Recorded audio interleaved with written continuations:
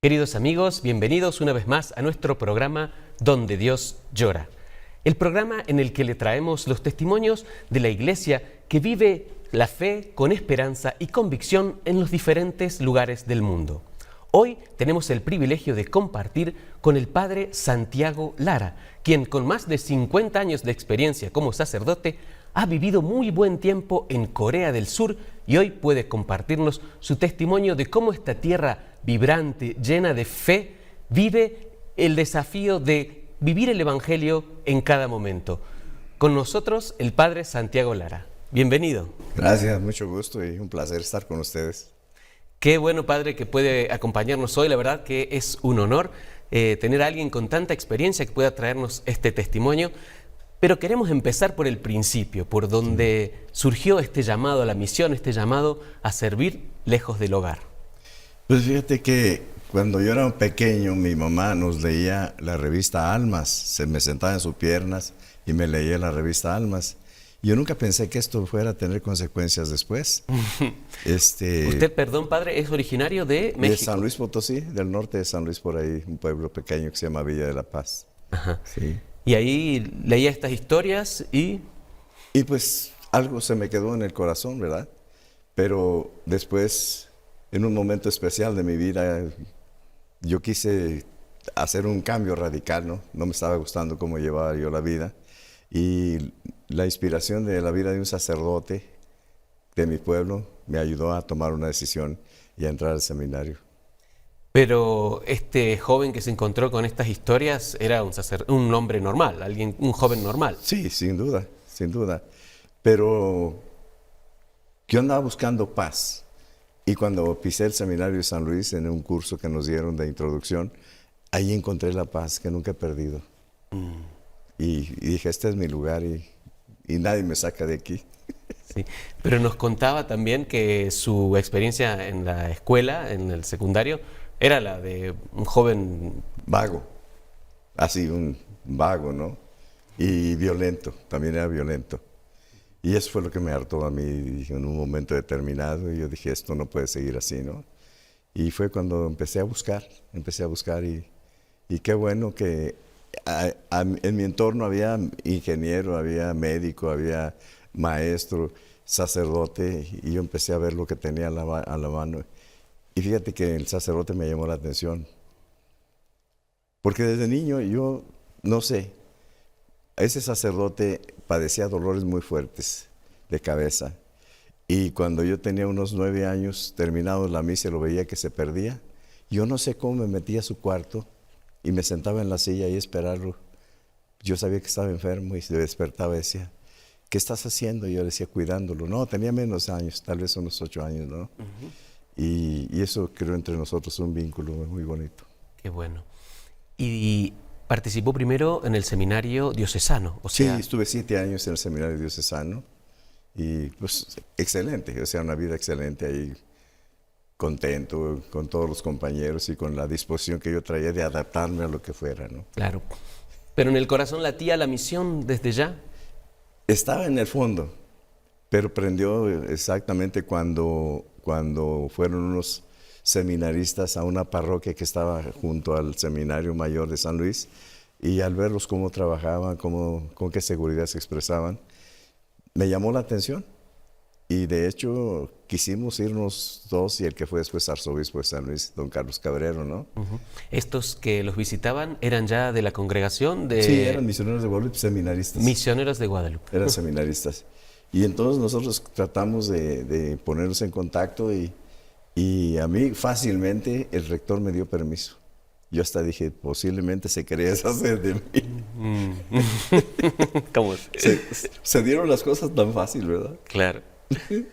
Pero entonces esa vocación se pudo concretar. Finalmente sí. Entró a los misioneros de Guadalupe. Sí, en 1967. Sí. A estudiar la teología. Y desde allí, ¿cómo llega hasta Corea? Bueno, fueron unos años en que yo estuve conociendo más o menos por las experiencias de los sacerdotes la situación de Corea, ¿no? Y de hecho, voy a confesar sinceramente, era la misión que menos me atraía. Uh-huh. No sé por qué. Bueno, estamos hablando de qué década, de los 70. Sí, del 70. Corea estaba recién salida de una guerra muy violenta. Sí, tremendo. Pero entonces yo hice una solicitud para irme a trabajar a Kenia y los superiores me dijeron, no hay idea de mandar gente a Kenia ahora, te esperas 2 años. Dije, me espero, ¿no? Pero no, murió un misionero de los que venían de Corea y estuve yo en su sepelio, el primer misionero, y me sentí muy mal conmigo mismo. ¿Por qué? Porque dije, yo estoy tratando de sacar un capricho de irme a Kenia y a lo mejor la voz de Dios es diferente, ¿no?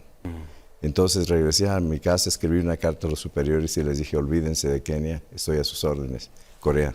Lo que Dios quiera, claro. Mira qué interesante, ¿no? El hombre propone, pero Dios dispone y el otro descompone. Pero es bueno estar uno dispuesto, ¿no? A lo sí, que... es lo mejor, ¿no? Sí. ¿Y cómo fue su experiencia cuando llegó a Corea, a esta tierra de la que no estaba seguro si quería hacer su misión? Fue muy bonita porque yo llegué y me mandaron a vivir con el padre José Sandoval, hermano de don Juan Sandoval, cardenal don Juan Sandoval.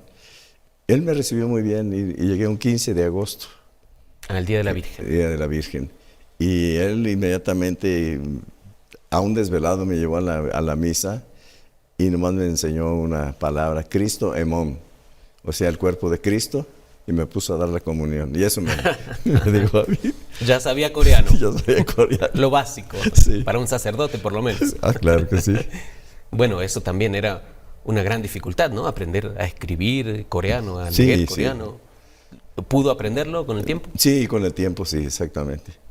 De hecho, pues al año y medio me nombraron párroco.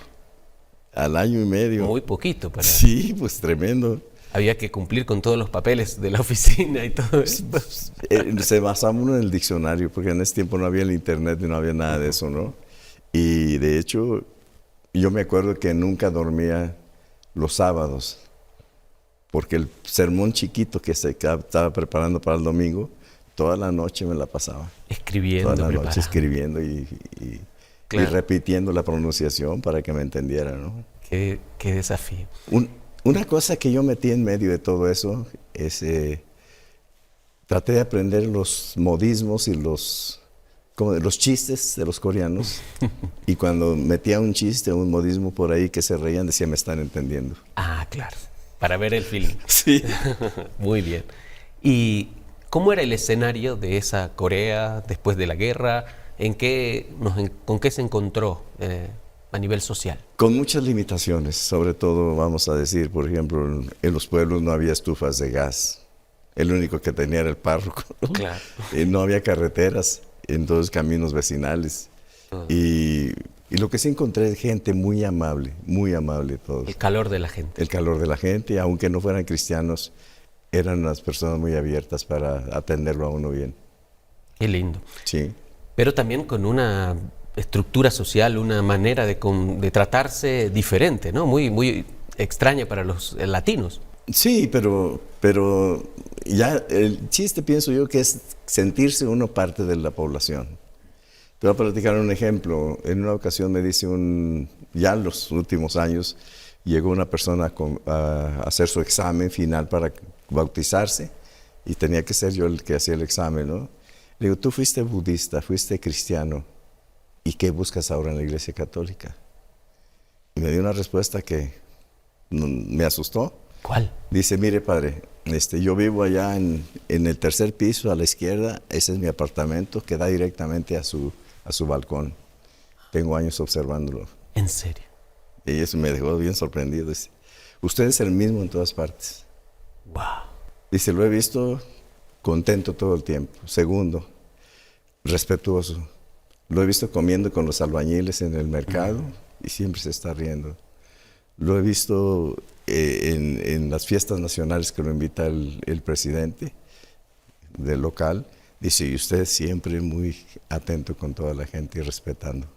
Hermoso. Lo he visto cuando va en su coche y llega el momento que empiezan a bajar la bandera y usted se para, lo que no hacen muchos coreanos, y se pone en una actitud de respeto. Wow. La conversión por el testimonio, pero en grado pleno. Sí, o sea, El chiste es que uno sea el mismo en todos lados. Consistencia de vida, Sí, coherencia de vida. exactamente. Qué lindo, padre. Y entonces, cuéntenos un poquito de la fe en Corea. ¿Es una fe fuerte? ¿Es una fe donde hay muchos católicos, un lugar donde hay muchos católicos? Cuando llegamos era el 1.5% de la 1.5. población. Y se hizo una campaña para que le diéramos un regalo a nuestro Señor en el, ya no me acuerdo, el 150 aniversario, no sé, pero... Y tratamos de darle el 1 por 1. Y creo que llegamos al 5%. Wow, o sea, se puso crecimiento. toda la gente en las comunidades a trabajar y se le ofreció un gran regalo a nuestro Señor, Hermoso. que coincidió con la canonización de los 103 mártires, de los primeros 103 mártires coreanos. Que estuvo allí usted Sí, estuve ahí presente, gracias a Dios, y se pudo encontrar con el... con su santidad San Juan Pablo II. Ahí está. Tuve el atrevimiento y el honor de saludarlo de mano. Muy bien. Dije el atrevimiento ¿Por porque qué? los coreanos no se pueden salir del orden del protocolo. Es el protocolo, ¿no? ¿Cómo es eso? ¿Cómo es esa? Cuéntenos un poquito, ¿no? Porque a muchos seguro de los televidentes no conocen estas normas sociales que hay de saludos, de respeto. Bueno, ellos son muy... Si le dicen te quedas aquí, como dicen en México, engarrótate ahí, se quedan así y no van a transgredir una ley, ¿no? Entonces, si yo estoy viendo que el Papa pasa frente a mí, yo digo, qué desperdicio. No saludar. El único entre medio El de único todos. entre todos, ¿no? Claro. Bueno, pues así pasó. Sí, ellos son muy respetuosos de todas las normas. Y el que tiene un día más de edad merece el respeto del que tiene un día menos. Wow. Sí. Por eso cuando llega uno a Corea, la pregunta que le hacen, ¿cómo te llamas? Sí. Y la segunda, fecha de nacimiento. Fecha exacta, de día, todo. Para saber en qué nivel te van a hablar a ti. Claro. ¿Sí? Porque hay diferentes Hay formas diferentes, sí. también de saludarse, Sí, de darse sí, la sí, mano sí, o de sí, mirarse sí, incluso, ¿no? ¿no? Sí. De hecho, la mano no se usa mucho, no se usaba en ese tiempo, no se usaba mucho, era la inclinación, ¿no? Y siempre con mucho respeto. Y a la vez esa exigencia social también tiene una contraparte, ¿no? Porque les pone mucha presión a muchos de los jóvenes y a la gente en general, ¿puede ser? Pues yo creo que no, ellos estaban acostumbrados a unas etiquetas en la sociedad que ellos era normal para ellos todo eso, ¿no? Pero usted pudo, como dijo, acostumbrarse a los chistes, a las normas y de a poco ir aprendiendo también de cómo se vive la fe en Corea. Sí, sí, también, exactamente.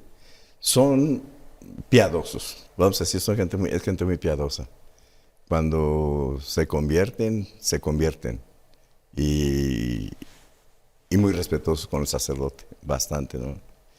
Entonces, no habrá por ahí alguno que no entra a la norma, pero en general todo el coreano es muy respetuoso, Claro. ¿verdad? Y ha cambiado desde que usted llegó, Corea en general, muchísimo, ¿no? Porque hay mucho desarrollo. Pues dice que está económico. entre los 5 tigres del Oriente, ¿no? Ujú. O sea, ¿Qué significa? Que el desarrollo ha sido tremendo, ¿no? Que son de primer mundo ya. Claro. Sí. Pero a la vez también la fe acompañó ese proceso. También, sí. Pues, de hecho, se habla que en Corea es el único país del mundo donde se rechazan vocaciones al sacerdocio y a la vida religiosa con las monjitas, ¿no? Porque están llenos los seminarios. Ah, se rechazan porque ya no sí, entran. ya no hay lugar. Ya no se puede tener nuevos sacerdotes. No. Wow, qué fuerte. Qué interesante. Y sí, es una cosa increíble, ¿no?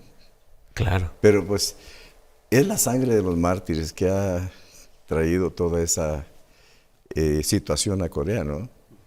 ¿Por qué? Porque cuando la iglesia se fundó oficialmente ya había muchos mártires. Claro. Ya habían muerto por Cristo. Sí.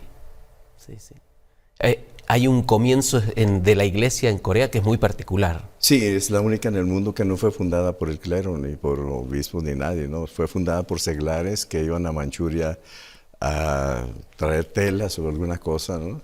Y veían que se reunían por ahí en las plazas algunos chinos con los misioneros franceses de las misiones extranjeras de París, ¿no? O sea, coreanos que salían del país Sí, y encontraban la fe fuera y volvían y traían. Y volvían, se les gustaba y empezaron a pedir literatura y cosas, todo eso, ¿no? Entonces, y llegaron a Corea y empezaron a fundar comunidades. Dicen que hasta vivían en comunidad algunos, ¿no? Ya, claro. Es que en esos países el que no llevaba la religión del presidente, del rey, era Estaba fuera. reo de muerte. Claro.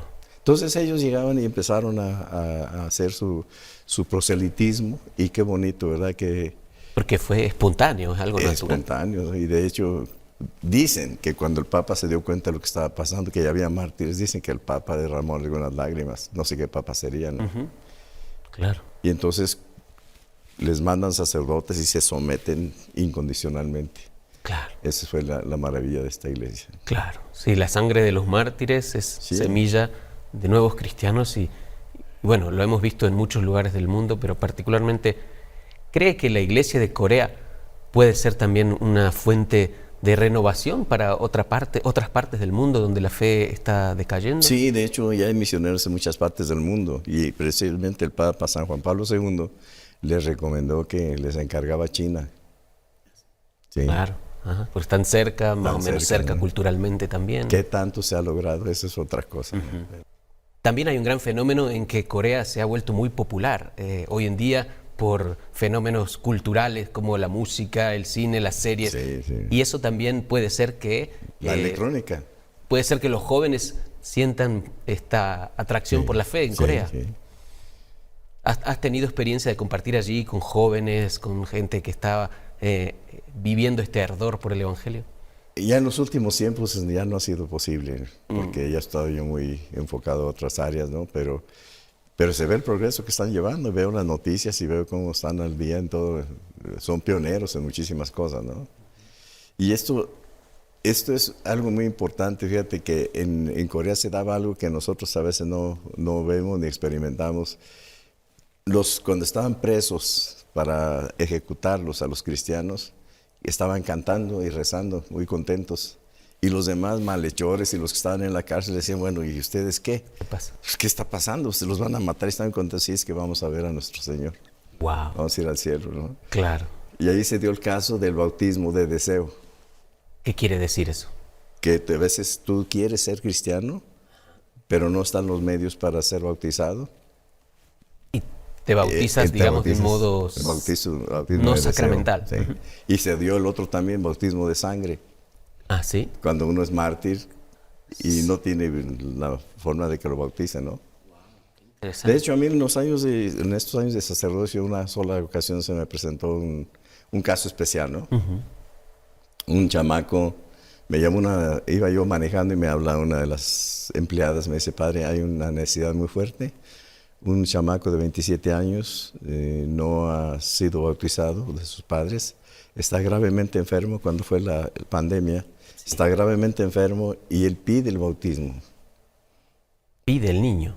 De 27 años. Ah, 27 ya, joven. Entonces le digo, mira, me paré yo en la carretera y le grabé la fórmula del bautismo y le dije, consigue agua, diles que consigan agua y una persona, un adulto que lo bautice, y si no lo alcanzan a bautizar, tiene el bautismo de deseo. Un bautismo por redes sociales o por comunicación social. Qué interesante. Es la única ocasión que se me ha presentado. Wow, qué fuerte, qué fuerte.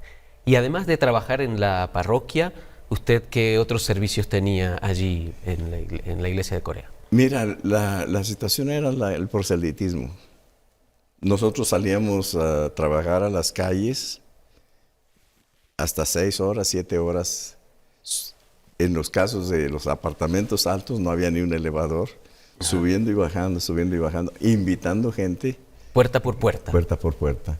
Golpeando y diciendo... Exactamente, y con una temperatura de 5, 10 grados bajo cero. Ah, ¿no? bien frío. Sí, pero pues... Ese era el trabajo. Eso te llena, como misionero te llena, ¿no? Ajá. Porque estás haciendo algo, ¿no? Estás activo, estás Sí. brindándole... Por eso dicen que la ociosidad es la madre de todos los vicios, ¿no? Y ahí no hay oportunidad de estar de ocioso, ¿no? ¿Y cómo era la recepción de la gente cuando venías con estas propuestas?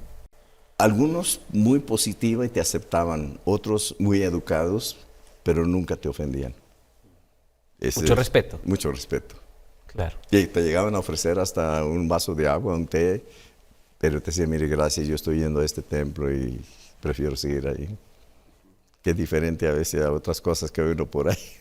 Claro, claro, claro. Sí. Pero a la vez también en este desarrollo que ha tenido Corea, con tanta riqueza que tiene ahora el país, ¿cree que puede haber algún peligro de que la gente viva más de una manera más superficial y descomprometiéndose un poco de los valores de la cultura? Yo te voy a hablar de un pueblo donde estuve en la última ocasión, en una parroquia donde estuve al final.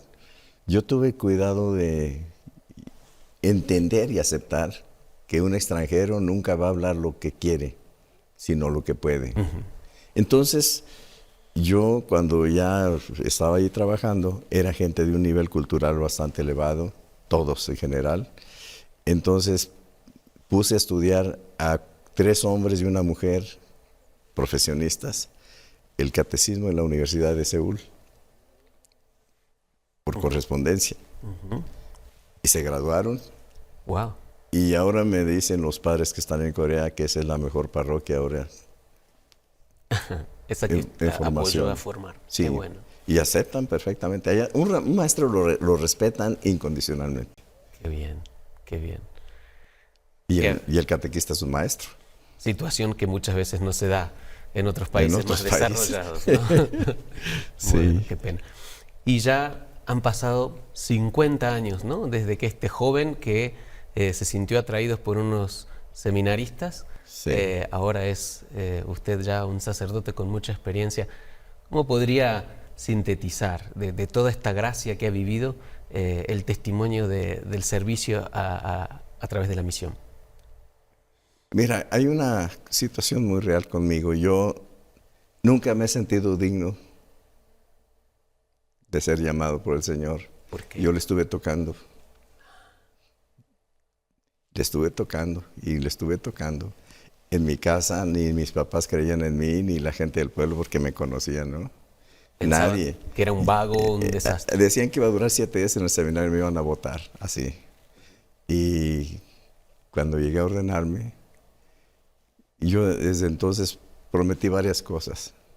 Nunca dejar de darle gracias a Dios. Y por eso cada domingo yo voy a una misa como parte del pueblo para agradecerle a Dios porque me abrió las puertas. Otra cosa que prometí, nunca regañar a una persona. Así. Y lo prometí desde 1960 y nunca he regañado a nadie. ¿Por qué? ¿Por qué no regañar? Porque a mí me regañó un obispo horriblemente. Me trató muy mal y ya era yo seminarista y dije, no quiero que se repita esa cadena, ¿no? Pobre hombre, Dios lo tenga en paz.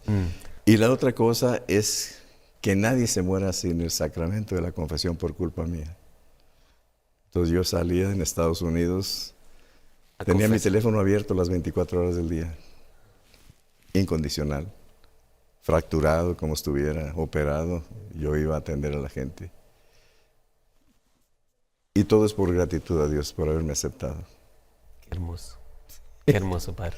Bueno, y aquí nos ha traído usted este libro que sintetiza un poco, ¿no? Cuenta todas estas historias de las que hemos estado hablando en estos minutos aquí en el programa. Verdaderamente, Padre, ha sido un honor poder compartir estas historias con usted y que nos deje su testimonio, que seguramente puede tocar también el corazón de algún otro joven que en este momento está pensando qué hacer de su vida.